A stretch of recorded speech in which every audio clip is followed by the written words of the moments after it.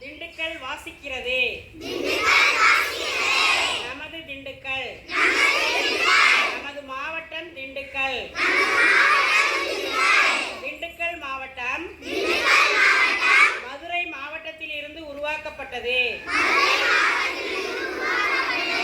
திண்டுக்கல் கோட்டை முத்து கிருஷ்ணப்ப நாயக்கர் என்பவரால் கட்டப்பட்டது. நமது திண்டுக்கல் மாவட்டத்தின் இன்றைய ஆட்சியர் திருமதி மோ. நா. பூங்கொடி அவர்கள் சிறப்பாக செயலாற்றி வருகிறார். திண்டுக்கல் நகரம் இரும்பு பூட்டுக்கு பெயர் பெற்றது. திண்டுக்கல் மாவட்டம் வெங்காய மொத்த விளைச்சந்தை, சின்னாரப்பட்டி கைத்தறி புடவைகள்,